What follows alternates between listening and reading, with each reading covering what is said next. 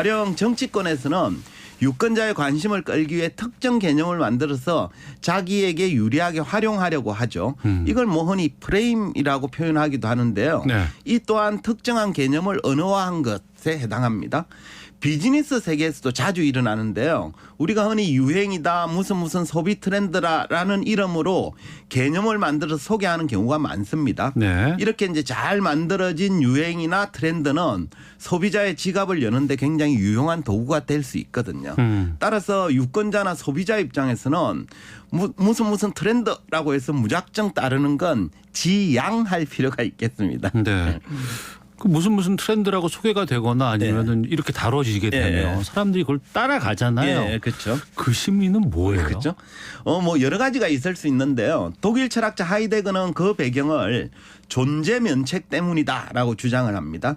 그러니까 하이데거에 따르면 사람들은 스스로의 선택과 판단 이런 걸 내리기보다는 다른 사람의 선택을 의식하고 참조하며 살아가는 경우가 많습니다. 그 이유가 우리가 세상 사람들의 지배 아래에 놓여 있기 때문인데요. 하이데거는 이걸 세인의 독재권, 세인이 세상 사람들입니다. 네. 세상 사람들의 독재권이라 불렀습니다. 그러니까 스스로 주체가 되어 살아가는 게 아니라 세상 사람이라 불리는 익명의 타인들에게 예속되어서 매번 그들의 변덕에 휘둘리며 살아간다라는 뜻인데요. 네. 이렇게 세인의 지배 아래 있으면 독자적으로 행동했을 때 발생할 수 있는 책임으로부터 면제되는 장점이 있어요. 그러니까 다수 세상 사람들이 살아가는 방식으로 살게 되면 네. 최소한 중간은 갈 수 있고요. 예. 또 잘못되더라도 자기 책임이 아니죠. 또 자기만 잘못되는 것도 아니잖아요. 네. 매도 여럿이 맞으면 좀 덜 아프다 이런 얘기도 있지 않습니까? 그죠? 예. 그러니까 좀 모나거나 예. 앞에 서거나 예. 이런 것보다 그냥 야, 중간만 가도 괜찮아 이런 심리가 좀 그렇죠. 반영된 것 같은데 그러면 그런 심리들이 유행이나 트렌드를 안 따라가면 난 좀 도태되거나 괜히 잘못된 것 같으니까 따라가야 되지 않을까 이런 심리가 반영된다는 그렇죠. 거 아니에요. 그렇게 되고 또 자기 결정에 대한 책임도 좀 면제될 수 있는 이게 대세니까 나 장점입니다. 묻어가는데 나쁠 건 없지 그렇죠. 뭐 이렇게 볼 수 맞습니다. 있는 그렇죠? 거죠. 예. 예. 또 사람들이 무작정 트렌드를 따르는 것에는 계급 상승의 욕구도 일정 부분 기여한 측면이 있는데요. 네. 이건 특히 그걸 따라하는데 돈이 좀 들어가는 트렌드인 경우에 해당합니다. 아, 돈 들어가는 트렌드. 그죠. 미국의 사회학자 서스타인 베블러는 유한 계급론이란 책에서 고급 유행이 만들어진 과정을 다음과 같이 설명합니다. 한번 들어보세요. 귀족, 대자본가 등 유한 계급들은 과시적 소비를 가지고 자신의 사회적 지위를 과시하는데 이는 바로 밑에 있는 계급에 의해 부러움을 사고 모방되어 유행이 만들어진다. 즉 과시적 소비로서 상류 계급은 자신의 지위를 뽐내고 아래 계급은 그것을 모방함으로써 계급적 열등의식을 달래는 것이다. 그러니까 베블렌에 따르면 상류 계급 사람들은 다른 계급과 자기를 구별짓기 위해서 과시적 소비에 나갑니다. 네. 이때 아래 계급에 있는 사람들이 그 행동을 부러워하고 모방하기 시작하면서 유행이 되는 거죠. 결국 유행은 상류 계급의 과시적 소비만으로 만들어지는 게 아닙니다. 그걸 부러워하는 하위 계급의 동참이 있어야 비로소 유행 반열에 오르는 거죠. 네. 이런 메커니즘으로 보자면 유행은 상류 계급의 과시욕과 하위 계급의 모방 심리가 함께 빚어낸 작품이다. 이렇게 보는 게 맞겠죠. 그러니까 있는 사람들의 과시 그리고 그걸 따라가고자 하는 이제 모방 그렇죠. 심리가 다 결합돼서 네. 만들어낸 유행이라고 하는 건데. 네. 근데 솔직히 그 있는 사람들의 과시는 뭐 자기들 평소에 쓰던 거니까 그렇다고 그렇죠. 치지만 밑에서 따라가려면은 그 소비가 꽤 들어갈 텐데요. 그렇죠. 맞습니다. 되게 정확한 지적인데요. 상류 계급은 어차피 돈이 많기 때문에 과시적 소비를 해도 별 부담이 없습니다. 네. 하지만 하위 계급은 무리를 해서 상류 계급을 따라하기 때문에 부담이 크죠. 게다가 상류 계급의 유행을 모방한다고 해서 하위 계급이 상류 계급으로 변하는 건 아닙니다. 상류 계급은 자기 행동을 아래 계급이 많이 따라하잖아요. 그러면 그걸 포기하고 또 다른 유행으로 갈아타 버리거든요. 네. 결국 상류 계급의 유행을 무작정 따라하는 행위는 기껏해야 계급적 열등의식을 달래려는 안타까운 몸부림에 가깝지 않나 싶고요. 또 투자 대비 결과도 미미한 경우가 많습니다. 저는 오늘날 이제 요즘 자주 소개되는 소비 트렌드도 이런 메커니즘과 유사하지 않나 싶은데요. 네. 뭐 럭셔리니 프레스티지니 뭐 엘레강스니 하는 화려한 미사여구를 붙여서 마치 새로운 트렌드인 양 소개하는 광고나 홍보 문구가 상류 계급에 대한 모방 심리나 계급적 열등의식을 자극하는 경우가 많거든요. 네. 해서 트렌드라고 무작정 따르기보다는 좀 거부하거나 절제의 미학을 발휘하는 게 필요하지 않나 싶긴 해요. 예. 일부러 중간에만 있으려고 하지 말고 네. 좀 이런 트렌드 같은 것들 좀 거부하고 좀 내 주관적으로 사는 것도 의미가 있을 것 같은데 네. 그렇게 하기 위함이 어려울지 아니면 그렇죠? 예. 또 어떻게 하는 게 바람직할지요. 그렇죠. 방법은 저도 솔직히 잘 모르겠습니다. 이건 각자 잘 판단해서 선택해야 될 문제가 아닐까 싶은데요. 네. 그럼에도 혹시 도움이 될까 해서 위대한 사상가 존 스튜어트 밀이 자유론에서 했던 말을 좀 전해드리고자 하는데요. 그는 그 자유로운 3장의 제목장이 이렇습니다. 개별성, 행복한 삶을 위한 중요한 요소라는 그 제목의 장에서 이렇게 적었습니다. 한번 들어보십시오. 그저 관습이 시키는 대로 따라하기만 하는 사람은 아무런 선택도 하지 않는 것이나 다름없다. 무엇이 최선인지 구분하는 또는 가장 좋은 것에 대해 욕망을 느끼는 훈련을 하지 못하는 셈이다. 근육과 마찬가지로 사람의 정신이나 도덕적 힘도 자꾸 써야 커진다. 만일 사람이 세상 또는 주변 환경이 정해주는 대로 살아간다면 원숭이의 흉내내는 능력 이상 필요하지 않을 것이다. 네. 그러니까 행복한 삶을 위해서 세상이 정해주는 대로 사는 게 아니라 뭐가 최선인지를 좀 구분하고 네. 자기에게 가장 좋은 걸 욕망하는 이런 정신적 훈련이 반드시 필요하다라는 뜻입니다. 그러니까 남들이 한다고 또는 뭐 트렌드라고 무작정 따라하기보다는 그것이 진정 나한테 필요한지 이런 걸 좀 숙고하면서 선택을 하는 훈련 이런 것들이 좀 필요하지 않나 싶습니다. 알겠습니다. 자, 생활 속의 인문학 이호건 작가와 함께했습니다. 오늘 말씀 고맙습니다. 네, 감사합니다. 예. 이어지는 코너는 강 PD의 3분 클래식입니다. 귀에 익은 클래식 한 곡 강성민 PD가 소개합니다.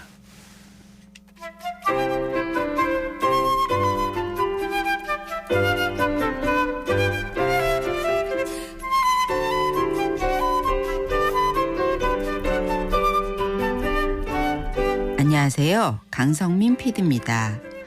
어제가 입춘이었는데요. 2월이 되니 기분상으로도 봄이 성큼 다가온 느낌입니다. 오늘 이 시간에는 특별히 한국 가곡을 준비해봤는데요. 송길자 시 임금수 곡의 강 건너 봄이 오듯입니다. 앞강의 살얼음은 언제나 풀릴 거나 짐 실은 배가 저만큼 새벽 안개 헤쳐왔네. 이런 가사로 시작되는 강 건너 봄이 오듯은 KBS 클래식 FM에서 수준 높은 우리 가곡의 창작가 보급을 돕기 위해 기획한 FM 신작가곡 사업에 힘입어 탄생한 곡입니다. 고등학교 음악 교사이자 가곡 작곡가였던 임금수는 KBS FM에서 가곡 작곡 위촉을 받고 송길자 시인의 소식이라는 시에 선율을 붙여 이 곡을 탄생시켰는데요. 1994년 출간된 FM 신작가곡 1집에 실린 이 곡의 초연은 소프라노 이춘혜가 맡았습니다. 방송을 통해 알려지기 시작한 이 곡은 후에 소프라노 조수미의 음반에 수록되면서 더욱 유명해지게 됐죠. 겨울 속에서 봄을 기다리며 그리워하는 마음이 예쁜 우리말로 표현된 이 곡은 도입부부터 드라마틱한 오케스트라 편곡과 시종 로맨틱하게 흐르는 선율이 아름다움을 배가시키는데요. 해마다 이맘때쯤이면 더욱 듣고 싶어지는 곡입니다. 그럼 송길자 시 임금수 곡 강 건너 봄이 오듯을 소프라노 조수미의 연주로 감상하시겠습니다.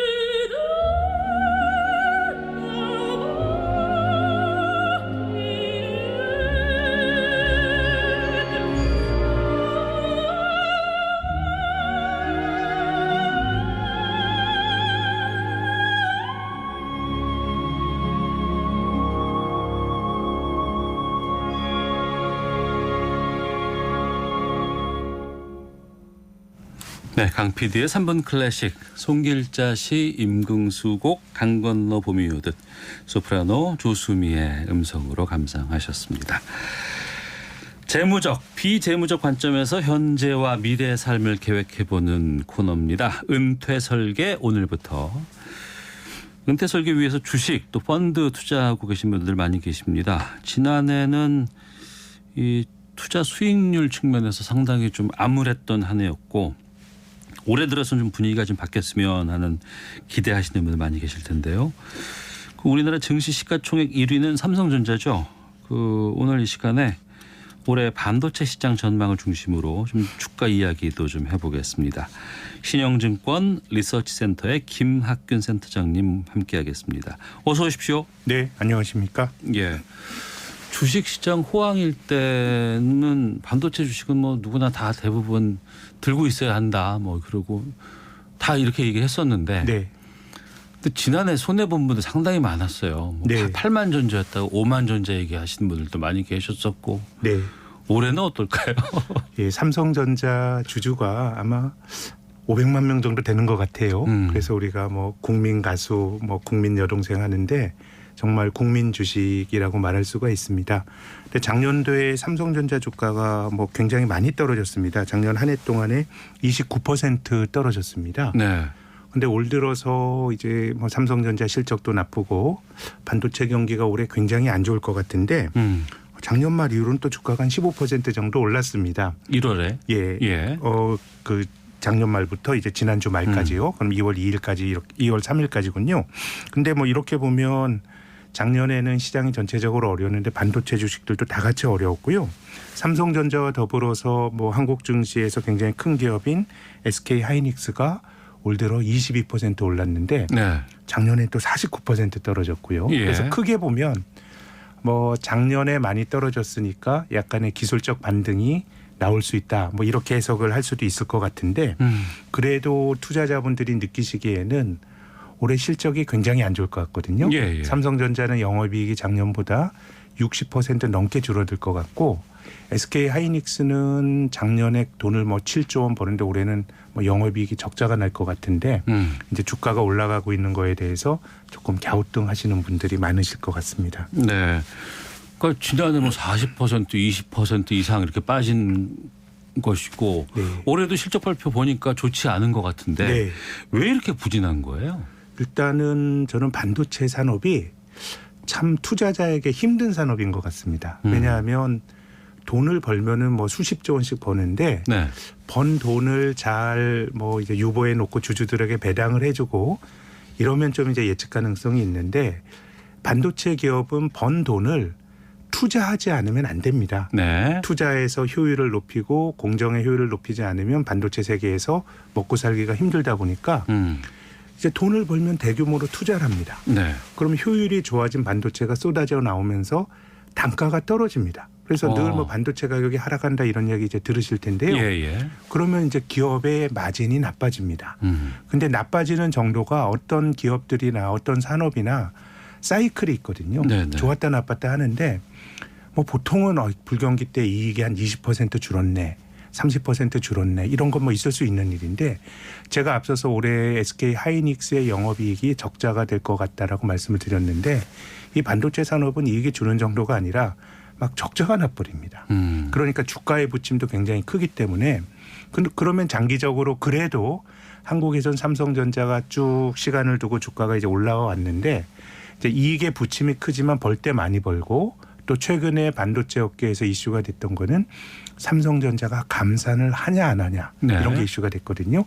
삼성전자가 감산을 하지 않는다 그러니까 또 주가가 떨어지고 그러니까 감산을 하게 되면 주가가 올라가는데 이제 삼성전자의 마음속으로는 반도체 감산을 하면 올해 이익은 늘어날 수 있겠지만 감산을 안 함으로써 더 약한 업체들을 또 더 힘들게 만들 수 있거든요. 네. 그래서 한 10수년 전에는 우리 업체들이 잘하는 메모리 반도체에 글로벌하게 경쟁하는 회사들이 한 10대 개 있었는데 네. 지금은 실제로는 한 서너 개로 줄어들었어요. 메모리 반도체 경우에. 그렇습니다. 예. 계속 지배력을 높이고 있기 때문에 그래서 지금의 이 극감이 사실 과거에 못 봤던 모습은 아닌 것 같고 그래서 이제 투자자들 입장에서는 뭐 작년엔 안 좋았지만 반도체 기업이 좋아지게 되면 또 이게 또 굉장히 많이 늘어나니까 그걸 기대하는 사람들이 올해 뭐 반도체 주식을 사면서 주가가 올라가는 것 같고요. 그래서 지금 뭐 삼성전자, SK 하이닉스 말씀을 드렸는데 글로벌 반도체 업체들 주가가 뭐 비슷합니다. 미국에 있는 필라델피아 반도체 지수 올해 21% 올랐는데요. 작년엔 35% 떨어졌고.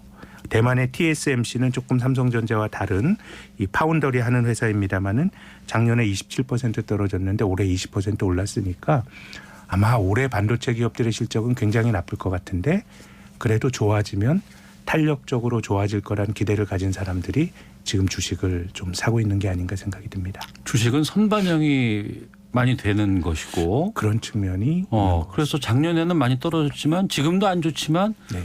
그러면 계속 안 좋지는 않을 것 같고 올해는 네. 좀 올라가지 않을까라는 그런 것들이 좀 반영이 된 측면으로 봐야 그런 될까요? 것 같습니다. 과거의 사이클을 보면 그러니까 작년 상반기에 삼성전자 주가가 많이 떨어질 때 아마 삼성전자 주식 들고 계신 분들 마음속에는 아니, 뭐가 그렇게 안 좋다고 주가가 떨어지지라는 마음을 가지셨을 겁니다. 작년 상반기 실적 좋았거든요. 근데 지금은 뭐가 좋은데 올라가지라는 또 생각을 하실 텐데 이제 반도체 주가는 기업 이익이나 주가의 부침이 너무 크기 때문에 제 생각엔 뭐 일방향으로 올라가기보단 올해 뭐 반도체 주가가 울퉁불퉁한 길을 걸을 것 같긴 한데 네. 뭐 지금 주식 사는 사람들은 뭐 그런 마음으로 주식을 사고 있는 게 아닌가 싶습니다.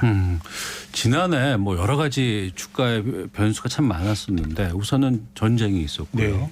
그리고 이제 반도체 부족 현상, 특히 네. 차량용 반도체가 부족해서 차 출고가 안 된다더라. 뭐 차가 뭐 천정부지로 막 인상이 되더라. 막 이런 얘기도 들었었거든요. 네, 중고차 네. 값이. 이건 왜 그런 거예요? 지금은 이제 반도체가 요즘은 그 CES라고 해서 매년 라스베이거스에서 열리는 가전박람회 가면 자동차 회사들이 얘기를 많이 합니다. 예, 예. 자동차가 거의 전장화돼 가지고요. 이제 자동차에도 반도체가 많이 들어가는데 이 차량용 반도체가 우크라이나 전쟁 또 코로나로 인해서 뭐 제대로 좀 생산이 잘 안 되고 있습니다. 네. 우리나라 기아차도 이제 조금 생산 라인이 며칠 중단된다 이런 뉴스를 지난주에 봤었는데요.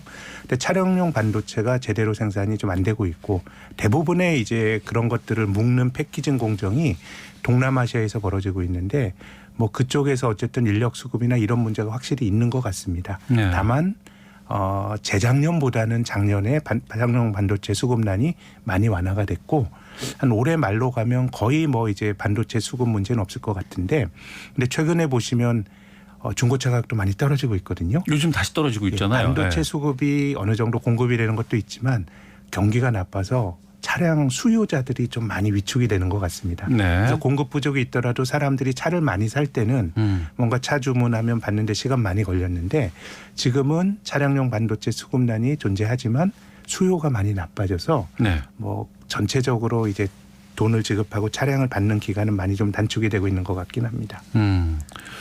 삼성 반도체하고 또 이제 SK 하이닉스 반도체 만드는 이제 인류 기업들이고 네. 또 뭐 대만의 TSMC는 만드는 반도체가 다르다고 하더라. 다르죠. 네. 그리고 또 차량용 반도체 들어가는 건 삼성전자 못 만든다더라. 뭐 이런 얘기 있거든요. 정리해 주세요. 못 만든다기보다는요. 네. 차량용 반도체 시장의 규모가 한국의 메모리 반도체와 낸드 프레시 이게 이제 메모리라고 하는 우리나라 삼성전자, SK 하이닉스가 잘하는 건데 이 시장이 한 3분의 1 정도 규모밖에 안 되고 지금은 그렇게 마진이 높지 않습니다. 네. 복잡하게 많이 들어가니까 그리고 우리나라가 잘하는 거는 일종의 범용 제품입니다. 공장에서 찍어내서 누구나 쓸 수 있는 거고요. 네. 지금 말씀하신 대만의 TSMC 파운더리는 주문형으로 소비자에게 맞춰서 파는 건데 차량용 반도체도 주문형으로 만드는 속성이 있고 그래서 우리나라 업체들은 사실은 뭐 기술력이 떨어진다라기보다는 네. 시장이 상대적으로 적었기 때문에 신경을 덜 썼는데 근데 앞으로 차량용 반도체 시장은 자동차가 뭐 자율주행차 이런 거 나오게 되면 반도체 많이 들어가거든요. 그래서 삼성전자나 SK 하이닉스도 앞으로 신산업으로 신경은 좀 많이 쓰고 있는 분야인 것 같긴 합니다. 그리고 이 반도체 뭐 경쟁 여기에 보면은 이게 미중 간의 네. 패권까지도 이어지잖아요. 그럼요. 국가적으로 전 세계를 막 뒤흔들 정도라고 하는데 이건 왜 그런 겁니까? 저는 반도체 주식 하시는 분들은 올해 미중 간의 관계가 정말 눈여겨보셔야 될 것 같은데요. 예. 뭐 어떻게 보면 미국 입장에서 생각을 하면요.